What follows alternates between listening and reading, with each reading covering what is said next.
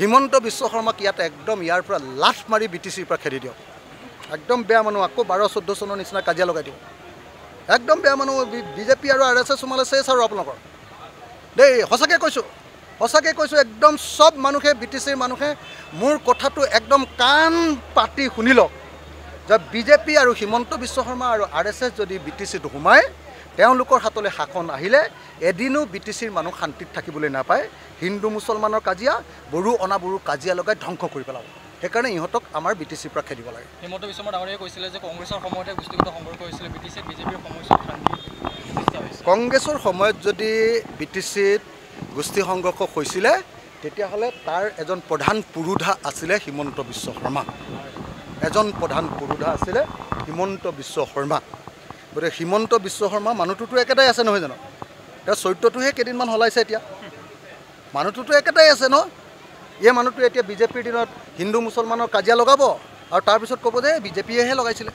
হিমন্ত বিশ্ব শৰ্মাইতো লগোৱা নাই এইটো ক'লেতো নহ'ব বড়ো অনাবড়োৰ কাজিয়া লগাইছিলে কংগ্ৰেছৰ দিনত এতিয়া হিমন্ত বিশ্ব লগোৱা নাই কংগ্ৰেছেহে লগাইছিলে এইবিলাক ক'লেতো আমি নামানিম ভাই আমিতো মুখ্য নহয় তেওঁ টুপি পিন্ধাব পাৰিব কিছুমান মানুহ আমাকতো নোৱাৰে ভাই এতিয়া হিমন্ত বিশ্ব শৰ্মাক আপোনালোকে BTCৰ পৰা খেদি দিয়ক এই মানুহটো ভয়ানক এই মানুহটোক আঁতৰ কৰিব নোৱাৰিলে বড়ো শান্তিত থাকিবলৈ নাপায় অনাবড়ো শান্তিত থাকিবলৈ নাপায়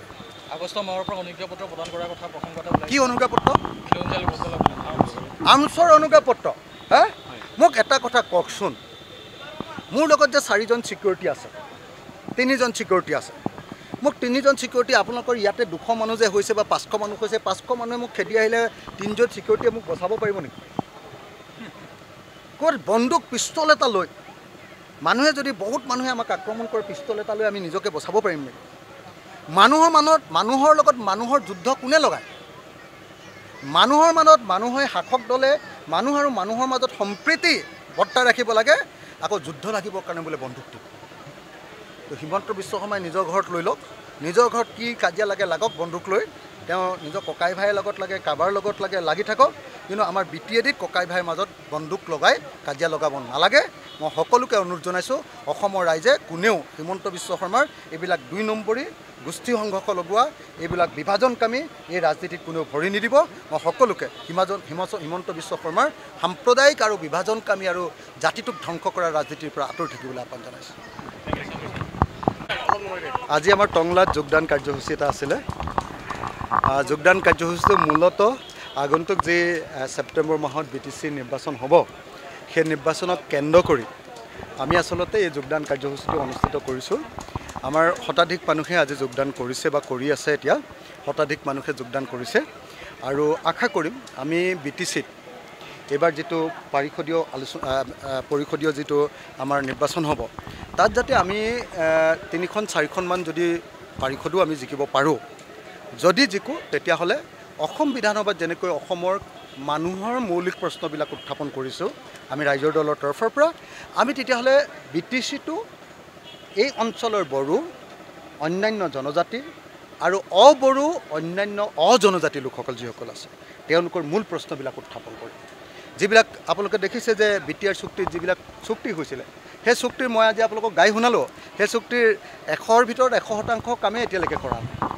যিকেইটা কাম কৰিম বুলি কৈছিলে চেণ্ট্ৰেল গভৰ্ণমেণ্টে এটাও কৰা নাই সেই প্ৰশ্নবিলাক ধৰিবৰ কাৰণে আজি UPPLও মাত নামাতে BPFও মাত নামাতে আজি BJPও মাত নামাতে কাৰণ BJPয়ে চুক্তিখন কৰিছিলে নামাতে কংগ্ৰেছও মতা দেখা নাই সেইটো ধৰিবৰ কাৰণে একমাত্ৰ দলটো হ'ল ৰাইজৰ দল গতিকে যদি সঁচাকৈ BTR চুক্তিখন সঠিকভাৱে কাৰ্যকৰী হ'ব লাগে তেতিয়াহ'লে BTCত ৰাইজৰ দল থাকিব লাগিব নম্বৰ 1 নম্বৰ 2 BTR অঞ্চলৰ যিবিলাক অনাবড়ো ৰাইজ যিবিলাকৰ ভূমিৰ অধিকাৰ এতিয়া ক্ষুণ্ণ হৈছে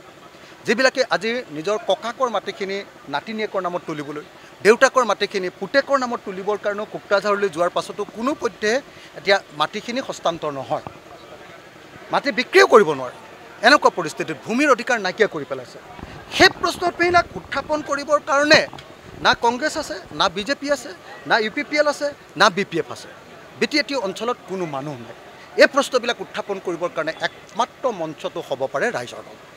গতিকে আমি ৰাইজৰ দলে এবাৰ BTC নিৰ্বাচনত প্ৰৱেশ কৰিছোঁ আমি কালিৰ পৰা এই অভিযান আৰম্ভ কৰিছোঁ কাইলৈ মোৰ আপোনাৰ এই অভিযান আছে কাইলৈ মই কাইলৈ কোকৰাঝাৰত থাকিম আৰু এনেকৈ BTC অঞ্চলত আমি নিৰ্বাচনত অংশগ্ৰহণ কৰিছোঁ কেইটা সমষ্টিত ইলেকশ্যন খেলিম এতিয়ালৈকে ঠিক কৰিব পৰা নাই কিন্তু ইলেকশ্যন খেলিম আৰু এটা বা দুটা সমষ্টিটো যদি আমি জিকোঁ যদিহে জিকোঁ তেতিয়াহ'লে মই আপোনালোকক নিশ্চয়তা প্ৰদান কৰিব পাৰোঁ যে BTC অঞ্চলৰ বড়ো আৰু অনাবড়ো ৰাইজৰ প্ৰশ্নসমূহ তাত সঠিকভাৱে সবলভাৱে উত্থাপন কৰা হ'ব। হাগ্ৰামা মহিলাৰে কৈছে অখিল গগৈটো আপাৰ আছামৰহে দল, BTCত তেওঁৰ কাম নহ'ব। কালি মানে য'লৈ গৈছিলোঁ বাক্সা জিলাত হাজাৰ হাজাৰ মানুহ হৈছে। কালি গণসমাৱেশ আছিলে, আজি যোগদান কাৰ্যসূচী। গণসমাৱেশত ডাঙৰ বহুত মানুহ হৈছে। গণসমাৱেশত মানুহ হোৱাৰ পাছত BPF UPPL চবৰ পৰা ফোন আহিছে, আপুনি ইয়াত কেণ্ডিডেট নিদিব, আপুনি ইয়াত কেণ্ডিডেট নিদিব। যদি অখিল গগৈ অকল উজনি অসমত ভোট পায়, যদি নামনি অসমত নাপায়, তেতিয়াহ'লে বাক্সা জিলাত আমি যেতিয়া ইলেকশ্যন খেলিবৰ কাৰণে কালি সমাৱেশ দিছোঁ, তেতিয়াহ'লে ইমান আপোনাৰ কি কয় BPF আৰু UPPL ইমান ভয় খাইছে কেলৈ? তেখেতসকল শুই থাকক, তেখেতসকলে মনে মনে থাকক, মোৰ ওপৰত মন্তব্য নকৰিব। তেওঁলোকে মোৰ ওপৰত মন্তব্য কৰিলে মইতো ওপৰলৈহে উঠিম। যদি আমি একেবাৰে অপ্ৰাসংগিকে, তেতিয়াহ'লে তেওঁলোকে আমাৰ বিৰুদ্ধে কোনো কাম নকৰক, আমাৰ বিৰুদ্ধে একো নকৰক। তেতিয়া আমি তেওঁলোকক দেখুৱাই দিম যে আমাৰ শক্তি BTRত আছেনে নাই। অৱশ্যে মই আপোনালোকক স্পষ্টভাৱে ক'ব খোজোঁ যে হাগ্ৰামা মহিলাৰী আৰু প্ৰমোদ বড়ো এই দুইটা দল একলগ হ'ব লাগে। UPPL আৰু BPF লগ হ'ব লাগে। নহ'লে কিন্তু BJPয়ে BTRৰ গোটেই শাসন কাঢ়ি লৈ যাব। বড়ো মানুহৰ হাততো নাথাকে, অসমীয়া মানুহৰ হাততো নাথাকে, এই গুজৰাটী বা উত্তৰ ভাৰতৰ হিন্দীভাষী মানুহৰ হাতলৈ BTC গুচি যাব। এইটোতো বনিয়াৰ পাৰ্টি আপোনালোকে সকলোৱে জানে। এই হিন্দু মুছলমানৰ কাজিয়া লগাই ধ্বংস কৰি পেলাব জাতিৰ মাজত। গতিকে মই এই সময়ত হাগ্ৰামা মহিলাৰী আৰু প্ৰমোদ বড়ো দুইজন বড়ো নেতাকে আহ্বান জনাওঁ যে আপোনালোকৰ জাতিটোৰ স্বাৰ্থত আপোনালোক দুজন লগ হওক, আৰু আপোনালোক দুইজন যদি লগ হৈ দিয়ে তেতিয়াহ'লে দৰকাৰ হ'লে ৰাইজৰ দলে ইলেকশ্যন নেখেলে। মাত্ৰ এটা চৰ্ত যে BPF আৰু UPPLে যদি আমাক লিখি দিয়ে যে ইয়াত থকা অনাবড়ো ৰাইজৰ ভূমিৰ অধিকাৰ তেওঁলোকে ক্ষুণ্ণ নকৰে, নিৰ্বাচনী ৰাজনৈতিক অধিকাৰ ক্ষুণ্ণ নকৰে, আৰু তেওঁলোকৰ ৰাজনৈতিক অধিকাৰ, ভূমি অধিকাৰ, ভাষাৰ অধিকাৰ ক্ষুণ্ণ নকৰে, তেতিয়াহ'লে আমি BPF আৰু UPPLকে ছাপৰ্ট দিম। নহ'লে যদি অনাবড়ো 70% অনাবড়ো মানুহ আছে, তেওঁলোকৰ যদি অধিকাৰবিলাক ক্ষুণ্ণ কৰি থাকে, সদায় যদি তেওঁলোকক বৈষম্য কৰি থাকে, কেতিয়াও মানুহে মানি নাথাকে। আজি আন্দোলন কৰা নাই, 10 বছৰ পিছত কৰিব। গতিকে মই সকলোকে আহ্বান জনাইছোঁ যে BTCখন সুস্থ, সবল আৰু প্ৰগতিশীল হ'বৰ কাৰণে UPPL আৰু BPF লগ হওক, আৰু তেওঁলোকে অনাবড়োবিলাকক সন্মান কৰিবলৈ শিকক। এক প্ৰকাৰ চৰ্তৰ ভিত্তিৰে আপুনি তেওঁলোকক সহযোগ ডেফিনেটলি চৰ্তৰ ভিত্তিত অনাবড়ো ৰাইজৰ ভূমিৰ অধিকাৰ,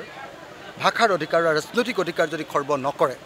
তেতিয়াহ'লে আমি ইলেকশ্যন কোনোদিন নুঠো BTCত। তেতিয়া UPPL আৰু BPF একলগ হৈ যাওক, আৰু দুইটা পাৰ্টিক মই নিজে আহি কেম্পেইন কৰিম প্ৰমোদ বড়োৰ কাৰণে, আপোনাৰ হাগ্ৰামা মহিলাৰ কাৰণে। আপোনালোকে দেখিব, মই যদি কেম্পেইন কৰিবলৈ আহোঁ, ইয়াত ৰোমাঞ্চ আহি যাব, ৰাজনীতিত ৰোমাঞ্চ আহি যাব, BTCৰ ৰাজনীতিত ৰোমাঞ্চ আহি যাব।